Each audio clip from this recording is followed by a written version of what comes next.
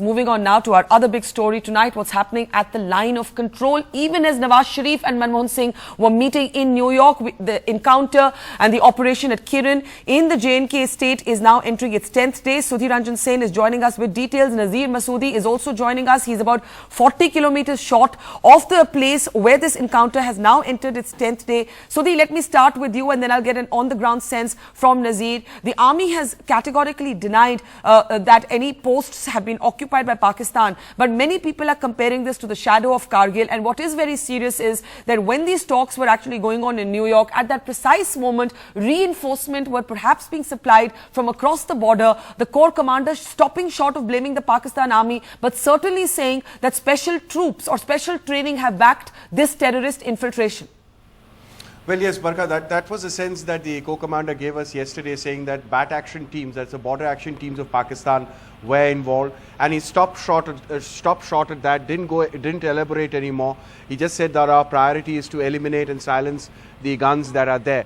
The quick update that I can give you, Barka, at this moment is for at least for the last 12 hours, our sources are telling us that probing fire from the Indian Army is not being replied to. Also, another very interesting fact that we have picked up is that the Indian Army can no longer spot the dead bodies that they had spotted earlier. Mind you, on the last Friday, we were told that the Army was being able to see about 12 dead bodies, that of the terrorists that they had killed. They are no longer there. There is a cordon on the three sides. The LC, which is just skirts it, it's not cordoned off.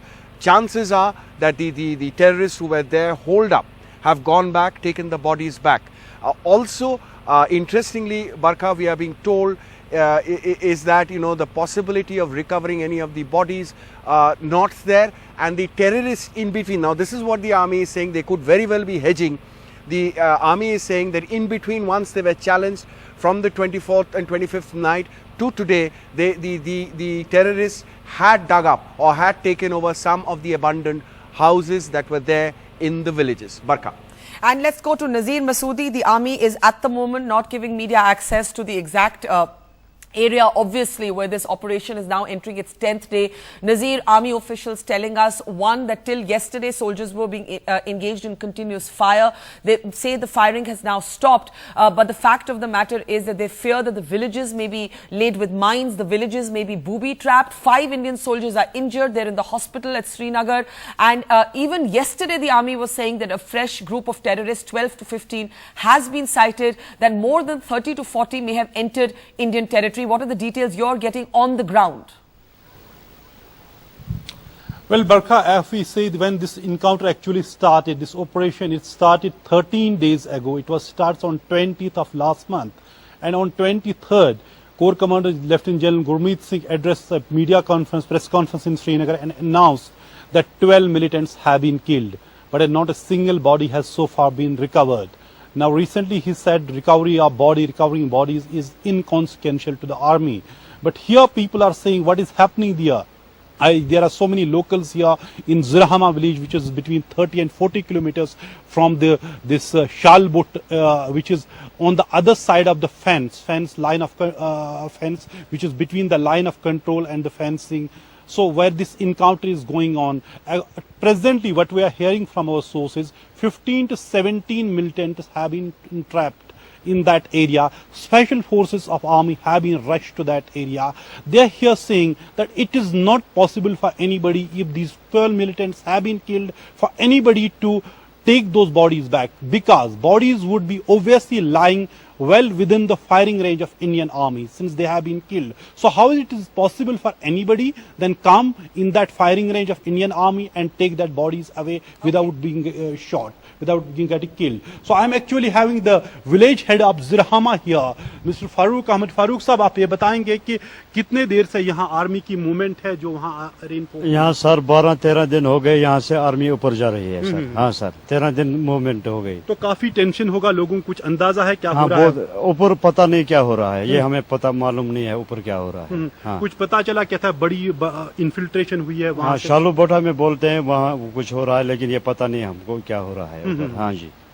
So clearly, Barka, these people here, the village head Farooq Ahmed saying that for last 12-13 days, army has been sending their reinforcement to this area. Several Yes. units of the army operating in this area has been rushed to that area, but so far there is no conclusive proof how many people how many militants have been killed, where army has insisted Okay. that they have killed 12 militants, and this operation is going on, and they are saying they will be having a lost love.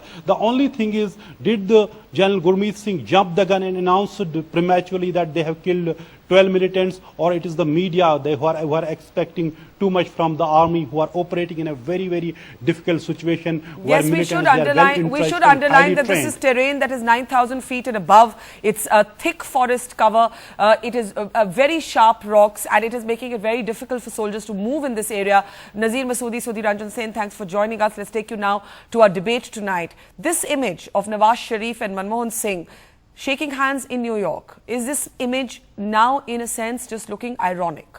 Is this meeting meaningless when you look at the fact that even as the two leaders were meeting, and I was covering those talks in New York, at the same moment you had an encounter and an operation, an infiltration bid of this scale going on. Of course, this has entered its 10th day, which means it started well before the two prime ministers met. It was preceded also by a terror attack in Jammu and Kashmir. But as the details trickle in and the commander on the ground speaks about these terrorists receiving what he calls special backing, he refers to Pakistan's border action team. Does it make this meeting between Sharif and Manmohan Singh meaningless? Joining us now from the Congress, Manishankar Iyer, Nirmala Sitharaman of the BJP is still with us in the studio, and from Chandigarh tonight, General Jaswal, who is of course served as the commander of the Northern Army commander in the state. Before I get the politicians in, General Jaswal, your feelings as an army man. The fact of the matter is that this is an operation that preceded that meeting, but it now casts a shadow over the meeting completely. Now, nothing very much came out of the meeting, except ironically that both sides agreed to bring down tensions along the line of control.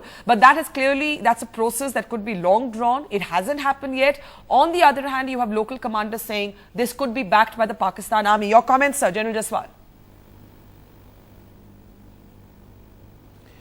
First of all, this meeting which took place between the two prime ministers, two facets come out. One, that either Nawaz Sharif, he is genuine in extending a hand of friendship, but he has no control over the Pakistan other army. elements which Yeah. are there, the military and the fundamentalists and the ISI.